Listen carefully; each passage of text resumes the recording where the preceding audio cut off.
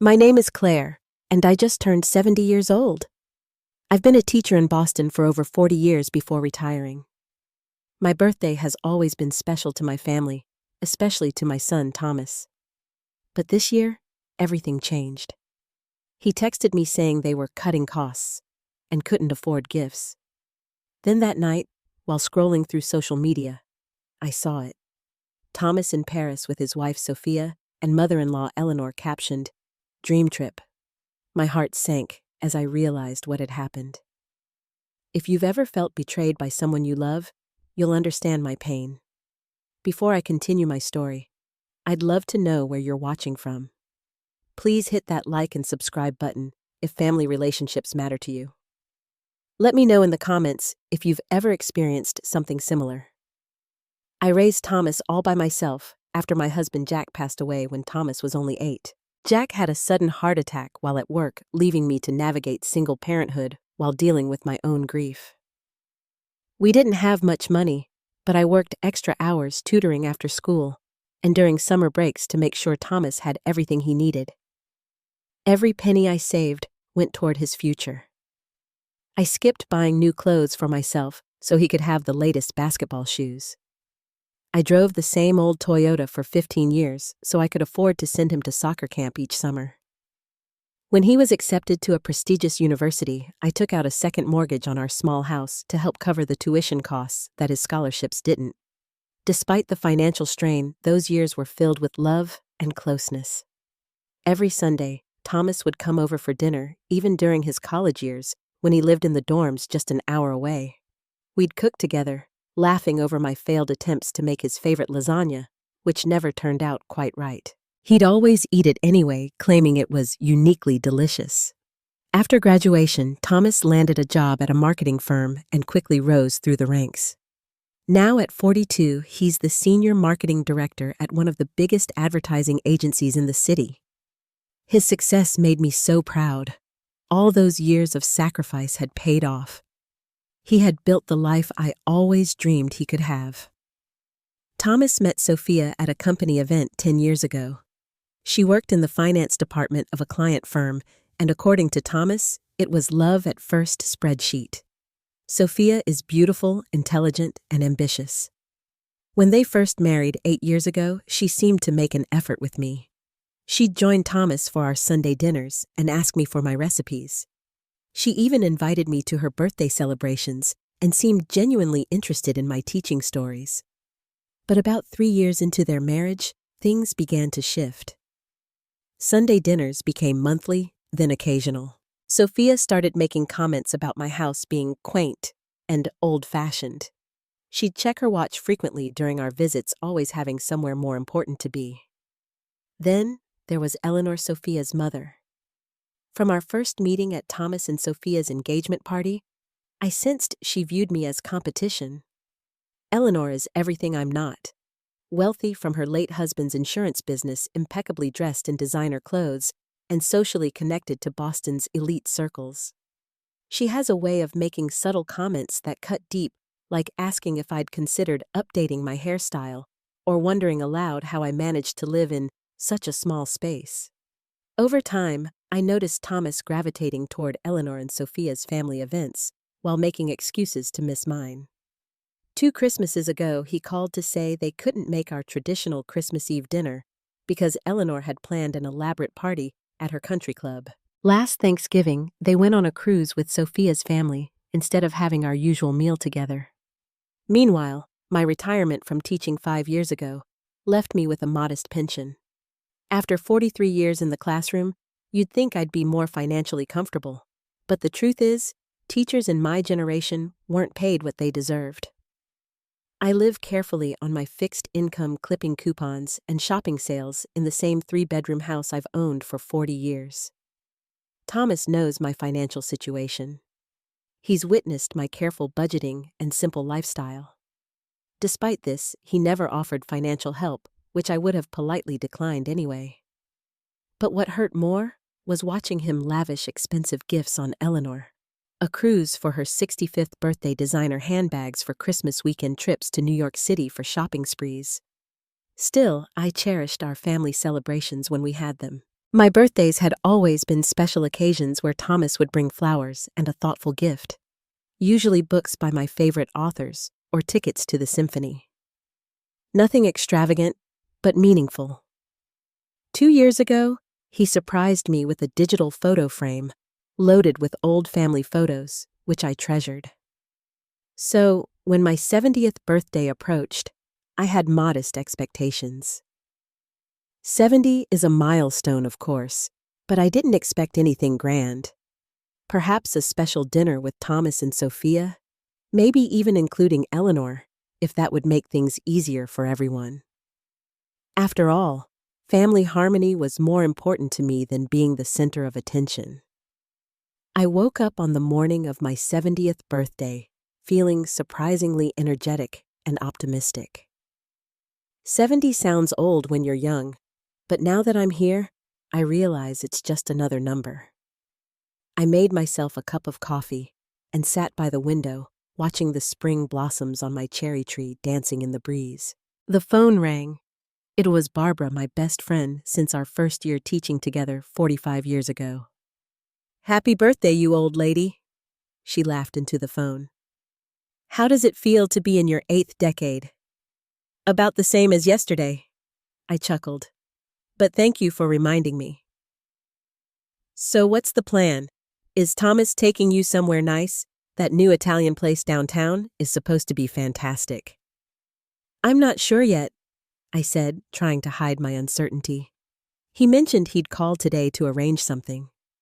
Truth be told, I hadn't heard much from Thomas about birthday plans.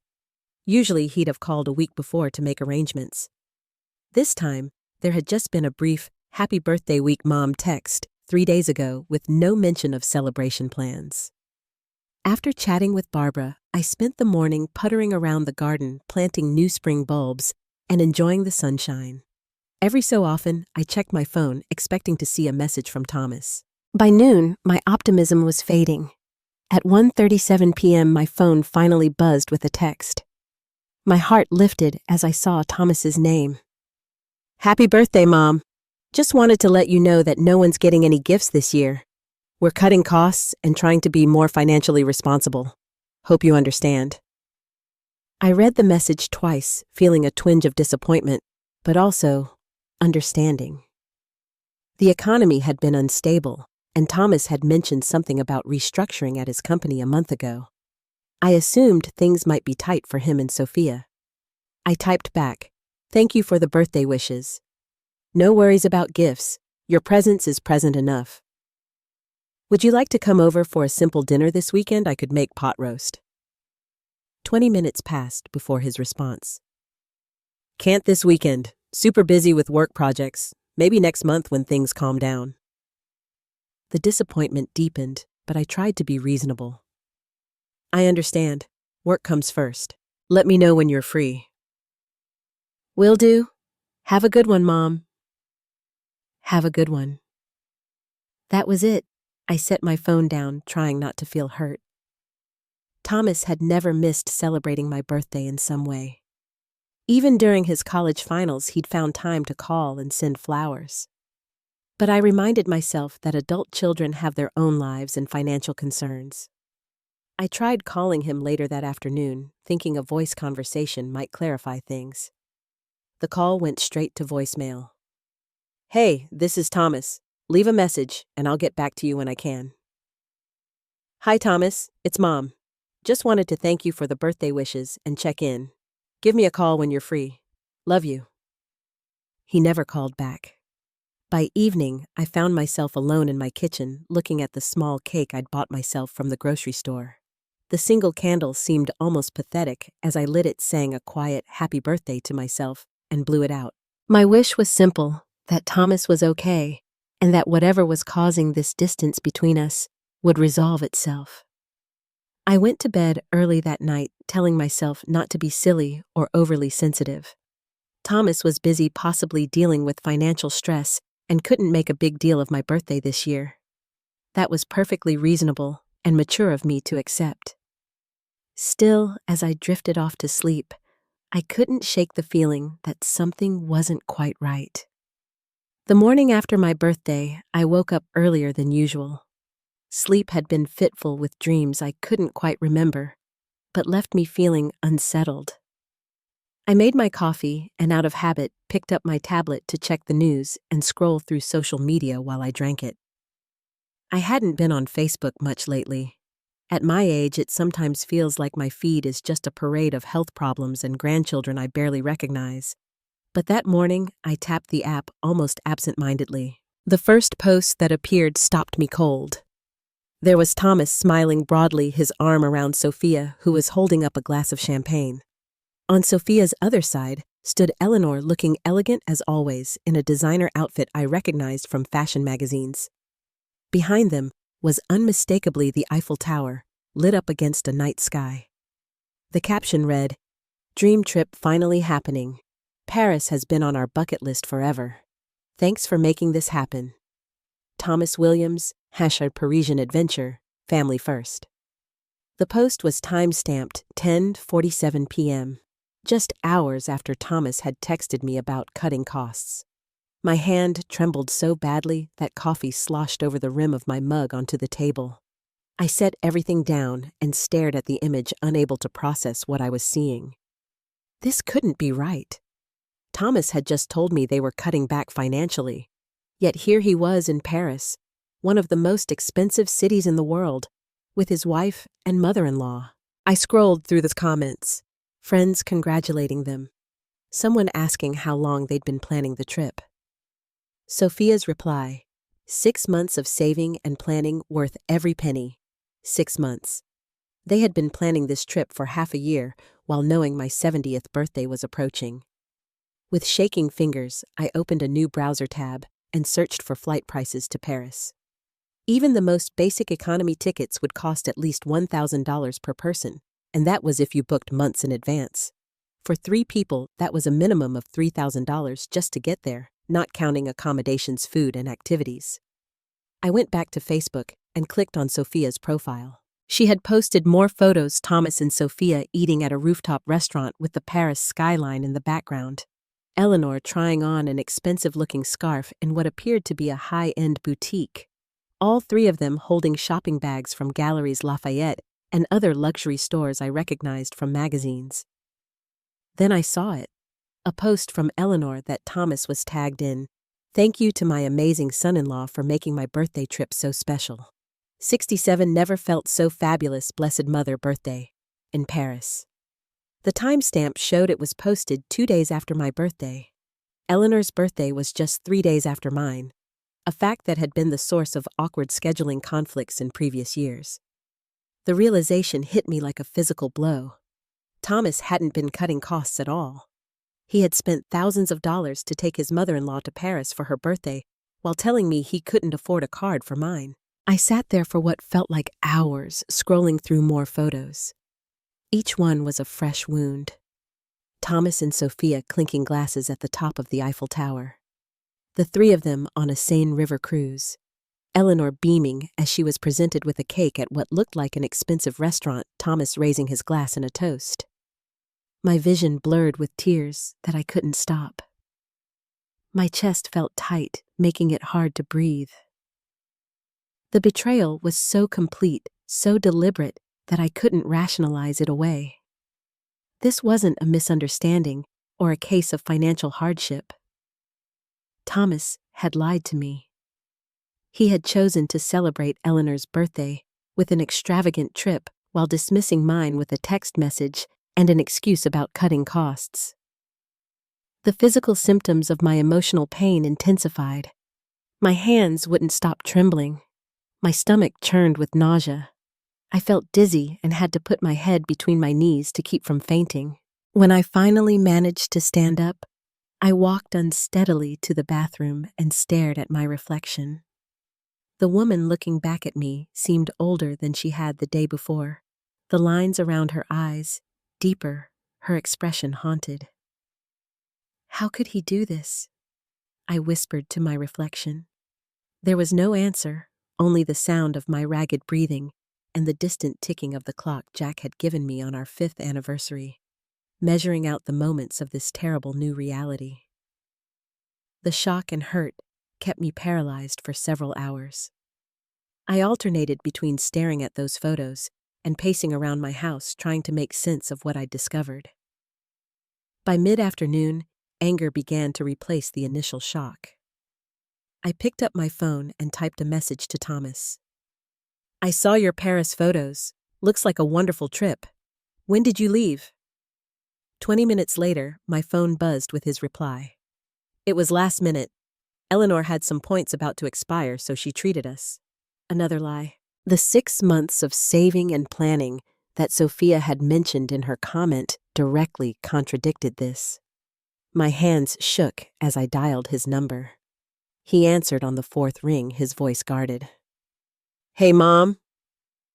"Thomas, I saw all the Paris photos," I said, trying to keep my voice steady. "Sophia said you've been planning this for 6 months. A pause. "Yeah, well, the opportunity came up suddenly, but we'd been talking about it for a while." "You told me you were cutting costs, that no one was getting birthday gifts this year." "We are watching our budget," he said defensively. "This was different." "Different how? It's Eleanor's birthday trip just days after mine. You couldn't even call me on my 70th birthday, Thomas. You sent a text."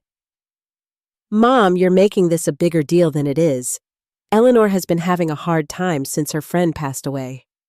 She needed this trip." The casual dismissal of my feelings ignited something in me, and I didn't deserve even a phone call or the truth. "You could have just told me you were taking Eleanor to Paris instead of making up a story about cutting costs." "See, this is exactly why I didn't tell you." Thomas's voice rose. "You're always jealous of Sophia's family. Everything becomes a competition with you." "Jealous?" I repeated, stunned by the accusation. "When have I ever competed with Eleanor? You always make comments about her money or her clothes or her house." "I've never said anything negative about Eleanor," I protested, genuinely confused. "I've always tried to be welcoming to both her and Sophia." There was a muffled conversation on his end, and then Sophia's voice came on the line. "Claire, you're making a big deal out of nothing," she said coolly. "My mother helped pay for part of the trip. It wasn't all on us financially." "This isn't about the money, Sophia," I said, feeling increasingly frustrated. "It's about the lie. Why tell me you're cutting costs when you're actually planning an expensive trip?" Thomas came back on the phone. "Mom, we did pay for part of it. It was a special occasion. And my 70th birthday wasn't—" The hurt in my voice was unmistakable now. "That's not what I meant," Thomas said, but his tone lacked conviction. "Look, we've been saving for this. It's different." "Why couldn't you just be honest with me?" I asked. "Why make up a story about financial difficulties?" A long pause. "Then, you're always so demanding about your birthday. Every year it's some big production." I was stunned into silence. Demanding I had never asked for anything extravagant. Most years, all I wanted was dinner together and perhaps a small, thoughtful gift.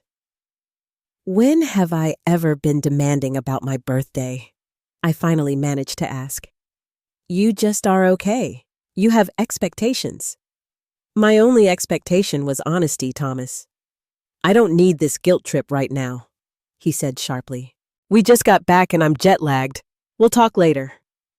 And with that, he hung up. I sat there holding the silent phone, tears streaming down my face. After a few minutes, I called Barbara.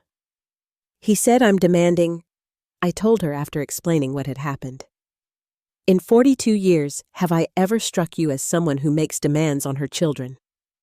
"Never," Barbara said firmly.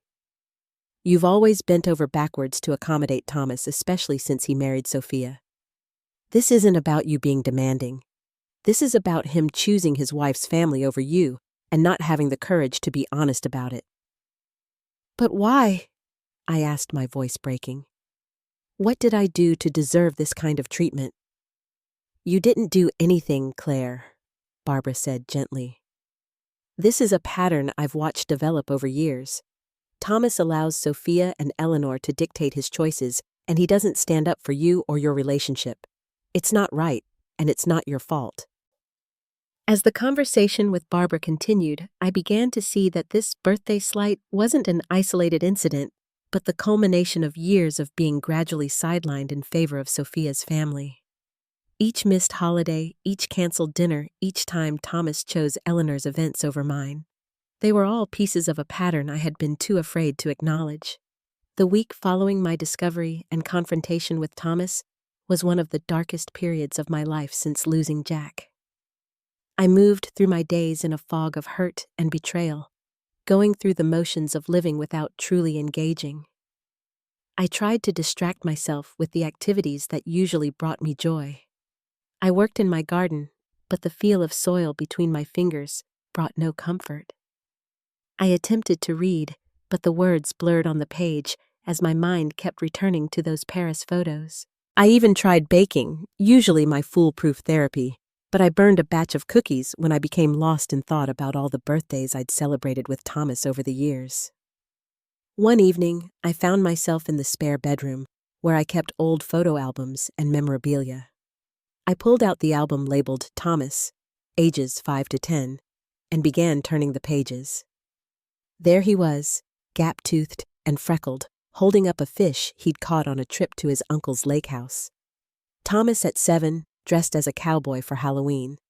Thomas at 8, standing brave-faced beside his father's casket, his small hand clutching mine. I traced my finger over that photo, remembering how strong he had tried to be that day. How he had told me, "I'll take care of you now, Mom." And for a while, in his childish way, he had tried, bringing me wildflowers picked from the neighbor's garden, making me breakfast in bed, consisting of dry cereal and slightly sour milk. I continued through the albums, watching Thomas grow from a boy to a teenager to a young man. I found a section of handmade birthday cards he had created for me over the years. One from when he was 10 read, "To the best mom in the universe. I love you more than chocolate cake and Nintendo combined." Another from his 16th birthday said, "Mom, thanks for everything you do for me. I know it's not easy being both mom and dad. You're my hero." The contrast between those heartfelt messages and the cold text about cutting costs brought fresh tears. What had happened to that loving boy? When had I become someone he could so easily dismiss? That night was the lowest point. I lay in bed, unable to sleep, cycling through memories of all the sacrifices I had made for Thomas. The vacations, I never took the clothes, I never bought the retirement savings I dipped into for his education. Had it all been for nothing? Had I raised a son who could treat me with such callous disregard? Around 3 a.m, I finally broke down completely. Curled on my side, I sobbed into my pillow until my throat was raw and my eyes swollen. I felt worthless, forgotten, discarded. The pain was physical, a crushing weight on my chest, a knife twist in my stomach. The next morning, Barbara came over unannounced, carrying grocery bags. She took one look at me, unwashed, still in my nightgown at noon, eyes puffy from crying, and took charge. "You haven't been answering your phone," she said, moving into the kitchen and unpacking containers of soup and fresh bread. "I was worried." "I'm fine," I said automatically. Barbara fixed me with a stern look. "You're not fine, and that's okay, but you need to eat something, and then we're going to talk." She made me shower while she heated the soup. Afterward, we sat at my kitchen table, and she watched me eat every spoonful before she spoke again. "Claire, I've known you for almost half a century. You're the strongest woman I know. You raised a wonderful son by yourself after Jack died. You touched the lives of thousands of students. You are valuable and loved regardless of how Thomas is behaving right now." "Then why doesn't he see that?" I asked, my voice small. "That's something only Thomas can answer," Barbara said. "But I do know this. You've spent your entire life putting Thomas first. Maybe it's time you put yourself first for a change." "What do you mean?" "I mean that you've been making excuses for Thomas's behavior for years. Every time he cancels plans or chooses Eleanor's events over yours, you find a reason why it's okay. You bend over backwards to accommodate him, and he's come to expect it. Her words stung because they contained truth I hadn't wanted to face. So, what should I do? I asked. Stop being so available. Stop accepting scraps of his attention and pretending it's a feast. You deserve better, Claire. As Barbara's words sank in, something shifted inside me. The pain was still there, but alongside it grew a tiny seed of something new. The realization that I had value independent of my son's validation. That I deserved respect, not as Thomas's mother, but as a person in my own right. You're right, I said, finally straightening my shoulders slightly. I do deserve better. It wasn't an immediate transformation. The hurt didn't magically disappear. But in that moment, I glimpsed a path forward that didn't involve continuing to accept diminishing returns from my relationship with Thomas. It was terrifying and liberating all at once. The conversation with Barbara marked a turning point. Rather than continuing to spiral in hurt and self-pity, I made a conscious decision to take time for myself and process my feelings in a healthier way. I bought a journal the next day, a beautiful leather-bound book with creamy pages. On the first page, I wrote, "My journey to self-respect." Then I began documenting not just my current feelings about the Paris incident, but patterns in Thomas's behavior over the years that I had overlooked or excused. I wrote about the Christmas he canceled our traditional celebration with 2 days' notice because Eleanor had planned a competing event. I noted how he'd missed my retirement party because Sophia had a work function the same night. I documented the gradual reduction in visits calls and meaningful interactions. Seeing it all laid out in black and white was painful but clarifying. This wasn't just about one birthday slight. It was about years of being treated as an afterthought in my son's life. After a week of reflection, I called my sister Margaret in Maine. "I need some perspective," I told her. "Would it be all right if I came to stay with you for a few days?" "Of course," Margaret said without hesitation. "Is everything okay?" "Not really, but I'm working on it. I'll explain when I see you." The 3-hour drive to Margaret's coastal home gave me time to think. By the time I arrived, I felt calmer and more centered than I had since discovering the Paris photos. Margaret welcomed me with open arms, and after dinner on her porch overlooking the ocean, I told her everything. "I'm not surprised," she said when I finished. "I've seen how he treats you at family gatherings, always checking his watch, always having somewhere more important to be." "Why didn't you say anything?" I asked. "Would you have listened?" she countered gently. "You've always defended Thomas made excuses for him." She was right, of course. I would have dismissed her concerns, accused her of being critical of my son. "I've had similar issues with my David," Margaret continued, surprising me. Her son had always seemed so attentive. "After his second child was born, he started taking me for granted.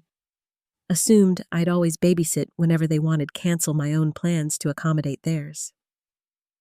"What did you do?" I asked, intrigued by this revelation. "I established boundaries," she said simply.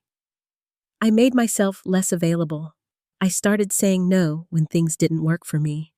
At first, he was shocked, even angry, but eventually he started respecting my time more. Now we have a much healthier relationship." We talked late into the night, Margaret sharing strategies she had used to reset expectations with her son. The most important lesson was clear: I needed to stop being so accommodating and start standing up for my own worth. I spent 5 days with Margaret, walking on the beach, helping her in her garden, and continuing our conversations about family dynamics and self-respect. By the time I drove home, I felt a new determination growing within me. Thomas hadn't contacted me since our confrontation 3 weeks earlier. In the past, I would have reached out, smoothed things over, accepted whatever crumbs of attention he offered. Not this time. 2 days after I returned home, my phone rang with Thomas's number. "Mom, how are you?" He asked, his tone casual, as if nothing had happened. "I've been better," I replied honestly. "Listen, Sophia and I were wondering if you'd like to come to Sunday dinner this weekend. It's been a while." The old me would have jumped at this olive branch, grateful for any invitation. The new me recognized it for what it was, an attempt to move past our conflict without addressing it. "Thomas, I appreciate the invitation, but I don't think I'm ready for that yet," I said carefully. "Ready for what?" "It's just dinner," he said, a note of irritation creeping into his voice. "It's not just dinner, Thomas. We had a serious disagreement. You hurt me deeply with both your actions and your words. I can't pretend that didn't happen." "Are you still upset about the Paris trip, Mom, that wasn't about you?" "That's exactly the problem," I said.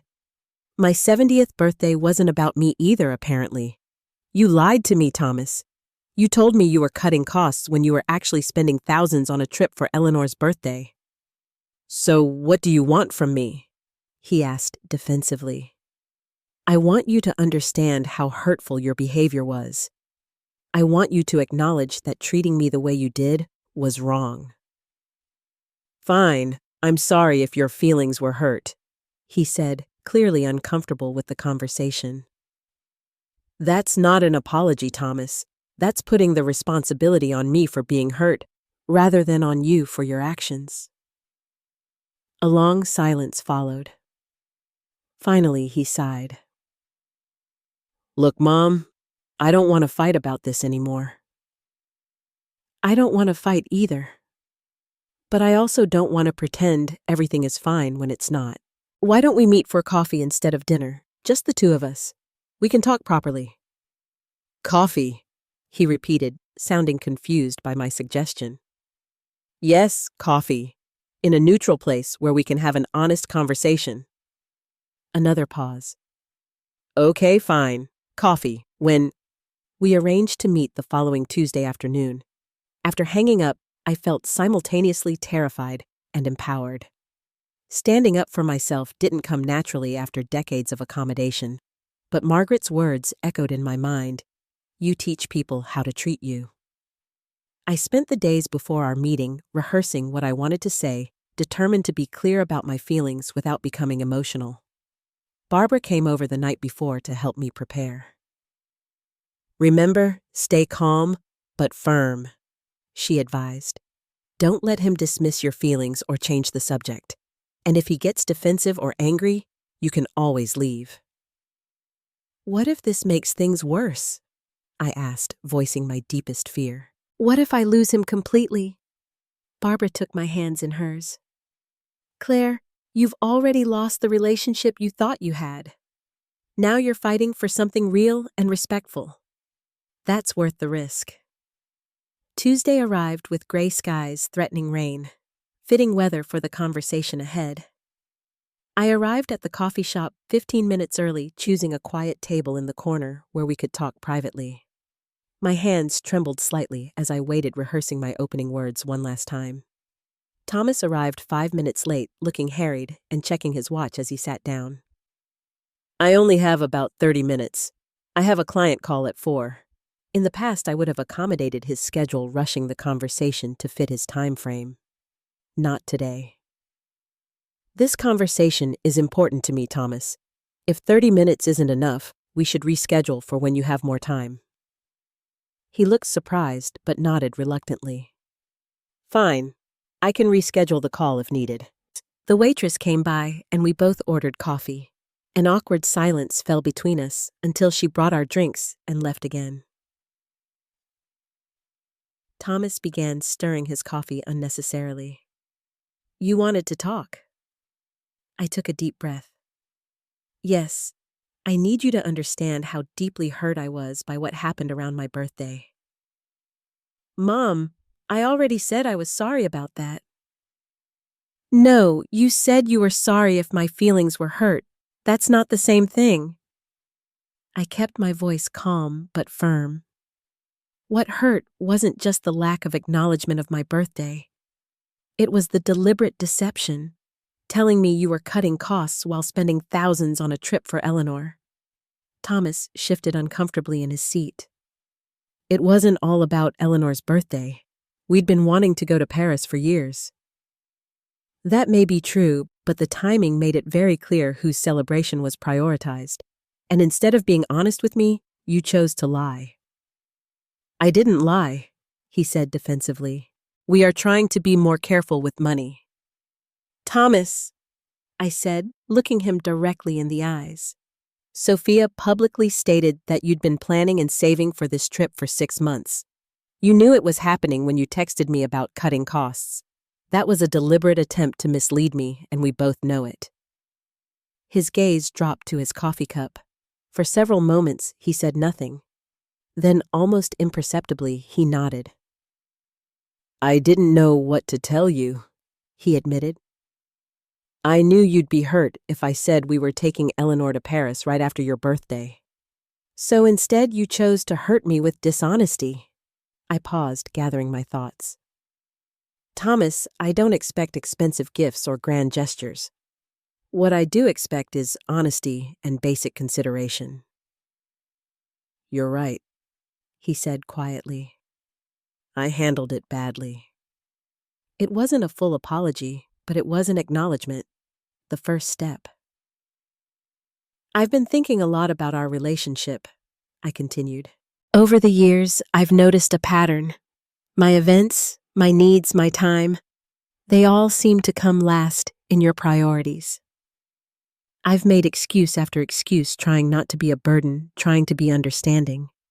But I've reached a point where I need to value myself more than that. Thomas started to speak, then stopped, seeming to really consider my words. I'm not asking to be the center of your life, I clarified. You have your marriage, your career, your own priorities, but I am asking to be treated with honesty and respect. What does that mean practically? He asked after a moment. It means no more lies, even ones you think will spare my feelings. It means making reasonable efforts to include me in your life. It means acknowledging important occasions, even if it's just with a phone call rather than a text.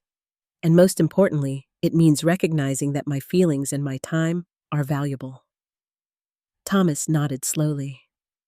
I can understand that. He hesitated, then added, I haven't been fair to you. Sophia and her mother can be demanding. Sometimes it feels easier to give in to their expectations than to balance everyone's needs. It was the most honest he'd been in years. That's a challenge many people face, I acknowledged. But the solution isn't to sacrifice one relationship for another. It's to establish healthy boundaries with everyone. Our conversation continued past his 30-minute limit. There was no dramatic moment of reconciliation. No tearful apologies or promises to change everything. Instead, there was something more valuable, a new honesty between us, a mutual acknowledgement that our relationship needed work. As we prepared to leave, Thomas asked hesitantly, So, about Sunday dinner? Let's start smaller, I suggested. Maybe lunch, just the two of us in a couple of weeks. We can rebuild step by step. He nodded, looking both relieved and a little sad. I'd like that. We parted with a hug that felt different from our usual perfunctory embraces. Not completely healed, but more genuine. In the months that followed, I focused on building a life that didn't revolve around Thomas's attention. I joined a senior center where I started teaching a literature class for other retirees. I reconnected with former colleagues for monthly lunch outings. I started a small book club that met in my living room every other Wednesday. Barbara and I took a weekend trip to New York to see a Broadway show, something I'd always wanted to do but had put off for years. Margaret visited more frequently, and we planned a sister's trip to the coast for the following summer. My relationship with Thomas improved gradually. Our bi-weekly lunches became a regular fixture, just the two of us reconnecting without the complicated dynamics that Sophia and Eleanor brought to the table. He started calling more regularly, not just on special occasions, but for ordinary check-ins. When my 71st birthday came around, I had no expectations. I planned a small celebration with my new friends from the senior center and book club. To my surprise, Thomas showed up with a simple but thoughtful gift, a first edition of my favorite novel that he'd tracked down through a rare book dealer. No grand gestures, no expensive dinner, just a meaningful recognition of who I was and what I valued. "I remembered how much this book meant to you," he said as I unwrapped it carefully. "You used to read passages from it to me when I was in high school." The fact that he remembered that detail meant more than any lavish gift could have. Our relationship will never be perfect. Thomas still struggles with balancing his loyalties between his mother and his wife's family. I still have moments of hurt when I see social media posts of events I wasn't included in. But the foundation has shifted to something more honest and respectful. The most important change, though, has been within myself. I've learned that my worth isn't determined by how much attention my son gives me, or how he chooses to prioritize his time. I've discovered the joy of building friendships and interests that are solely my own, not connected to my identity as Thomas's mother. The painful lesson of my 70th birthday turned out to be one of the most valuable gifts I've ever received. The gift of self-respect and the courage to demand honesty from those I love. It taught me that family relationships, like all relationships, require mutual respect to thrive. And perhaps most importantly, it showed me that it's never too late to stand up for your own worth. I still love my son deeply, but now that love doesn't come with the expectation that he'll fulfill all my emotional needs. That freedom has been healing for both of us. Have you ever had to establish boundaries with someone you love? How did you find the courage to speak your truth? I'd love to hear your stories in the comments below. If this story resonated with you, please hit that like button and subscribe to hear more from me. And remember, it's never too late to teach people how to treat you with respect. Thank you for listening to my story, and may you find the strength to value yourself in all your relationships.